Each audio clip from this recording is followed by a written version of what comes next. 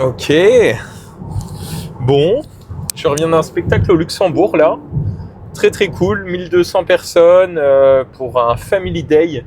Tu sais, c'est les entreprises qui invitent toutes les familles pour une journée, pour que tout le monde se retrouve, renforcer un peu la cohésion d'équipe, renforcer le lien avec l'entreprise.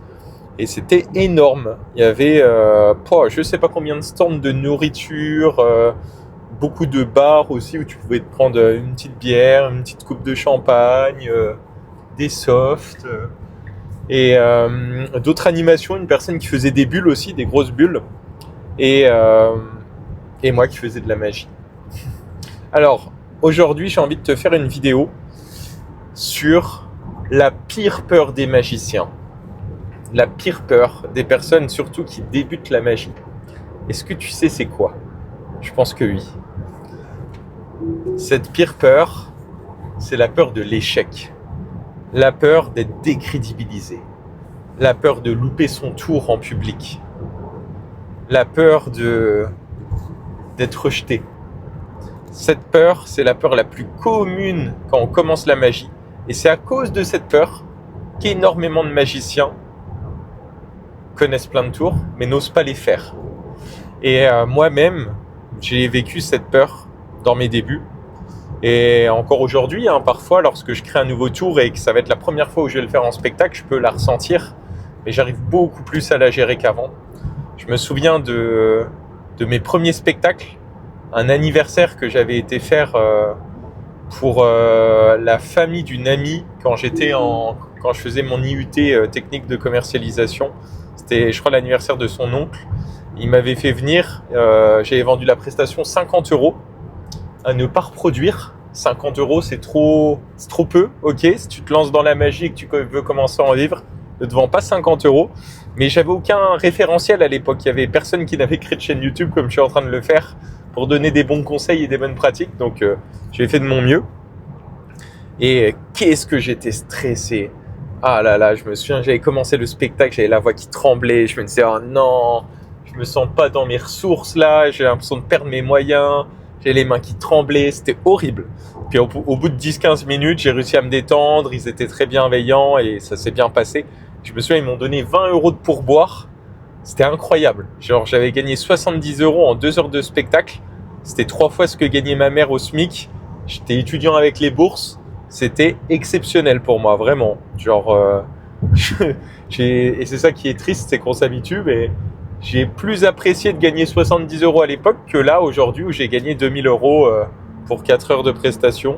Et aussi, je me souviens d'un autre spectacle que j'ai fait. Alors là, le stress était encore plus intense.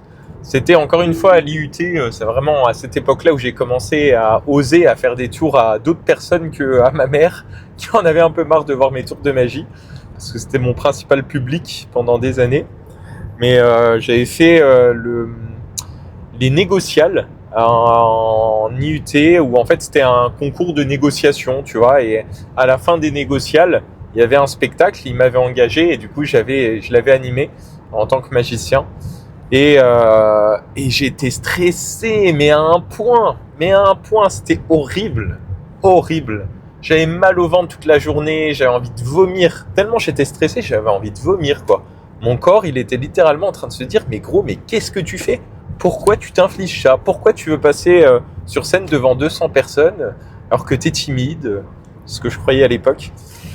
Et du coup, je l'ai fait quand même et ça s'est extrêmement bien passé. Mais je m'étais mis trop la pression et puis pas assez de temps de préparation et puis je voulais tout contrôler, connaître mon texte par cœur. C'était horrible. Donc, je suis passé par là. Je sais ce qu'on ressent. Encore une fois, avant l'IUT, pendant 3 ans, je faisais déjà de la magie. Je n'osais pas montrer mes tours. Ni à mes proches, à mes proches si, à ma mère, à ma grand-mère, aux personnes proches, familiales et à mes quelques amis, j'osais les faire. Mais dès que c'était à des amis d'amis ou autres, moi non, j'esquivais quoi. Donc oui, pourquoi j'esquivais tout ça ? Parce qu'il y avait cette peur de l'échec.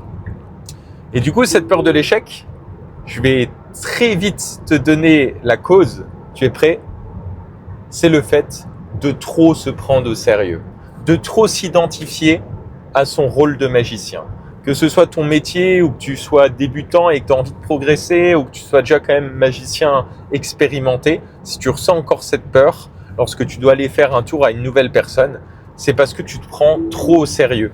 Tu as intégré dans ton identité personnelle, dans ta personnalité, le fait que tu étais magicien et ça prend peut-être à l'heure actuelle trop de place. Et vu que ça prend beaucoup de place, ça veut dire que si tu te loupes, si tu échoues, si tu foires un tour, c'est toute ton identité qui tombe en poussière, qui tombe en fumée, qui est réduite à néant.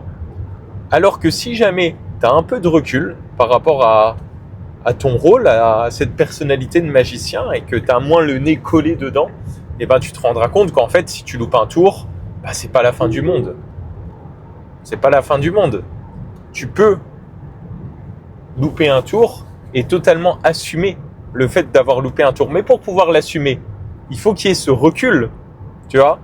C'est-à-dire que moi, ça m'est déjà arrivé, et je te le raconterai plus en détail, mais j'ai déjà loupé un tour dans un événement d'entreprise devant 30 personnes, en plus le final du spectacle et tout. Et comment j'ai réagi? J'ai dit, écoutez les amis, aujourd'hui, j'ai tenté une nouvelle expérience. J'ai pris des risques, mais ça n'a pas été concluant. Je vois que vous êtes déçus, et honnêtement, je suis très déçu, parce que j'aurais adoré créer chez vous ce sentiment d'émerveillement. Mais vraiment, là, je ne peux pas me rattraper, même si vous pensez que les magiciens font toujours semblant de louper leur tour. Non, là, ça n'a vraiment pas fonctionné. Donc écoutez, je suis désolé pour cette déception. Sachez que je suis moi-même déçu et un peu frustré. Et en même temps, je pense que dans la vie, il faut prendre des risques. Et c'est grâce aux risques qu'on prend qu'on peut découvrir de nouvelles choses, évoluer. Et aujourd'hui, j'ai peut-être pris un peu trop de risques. Mais écoutez, c'est pas grave, j'ai une autre expérience pour vous en guise de finale. Et voilà comment j'ai fini le spectacle. Donc tu vois, il y a des fois on peut se rattraper et je te l'apprendrai sur la chaîne YouTube. Il y a des façons de se rattraper quand tu loupes un tour, mais il y a des fois tu peux pas quoi. Et dans ce cas-là, il n'y a plus qu'à assumer. Mais pour assumer, sans se décomposer, sans se liquéfier devant le public, il faut avoir du recul sur son métier. Donc dis-toi bien une chose, tu n'es pas magicien, tu joues le rôle d'un magicien. Et du coup, voilà, c'est ce que je voulais te partager dans cette vidéo. Pense à ça le prochain coup que tu stresseras avant de faire un tour. Ose le faire et prends du recul. Sois pas trop sérieux. Rigole de toi-même. Si ça marche pas, rigole. Rigole de toi-même. Ce qui ne veut pas dire... En fait, on confond souvent engagement et le fait de vouloir bien faire les choses avec perfectionnisme, quoi. T'as pas besoin d'être parfait, tu vois. Tu peux tester un nouveau tour alors que tu vois t'hésites encore, tu sais pas trop si ça a marché, le foirer et c'est pas un drame, tu vois non plus. Donc voilà, sois plus indulgent avec toi-même, arrête de t'identifier à ton métier de magicien, tu es bien plus que ça. Voilà, ta valeur ne dépend pas que de ça et tu verras que ça va diminuer le stress. Sur ce, je suis de plus en plus en train de me pencher en avant parce que l'accroche de la caméra tourne, donc on va finir cette vidéo avant que j'ai la tête dans le volant. Si tu veux aller plus loin, attends, je remets l'autopilote là, hop, c'est plus safe. Voilà, on dirait un petit vieux au volant comme ça, ou un nain, tu vois, derrière son volant. Si tu veux aller plus loin dans l'apprentissage de la magie, j'ai créé un groupe Discord qui a pour but de rassembler des magiciens qui sont passionnés, qui ont envie de s'entraider, qui sont bienveillants. Et ce groupe Discord, je vais faire des lives quand on sera suffisamment nombreux et que j'aurai aussi le temps de les faire, où je vais te donner un maximum de valeur et où je vais pouvoir te partager toute mon expérience, peut-être même analyser certains tours que tu feras. Tu pourras les poster dans le groupe Discord et je te ferai un retour, voilà, de ce que j'en pense concrètement, des choses à améliorer, etc.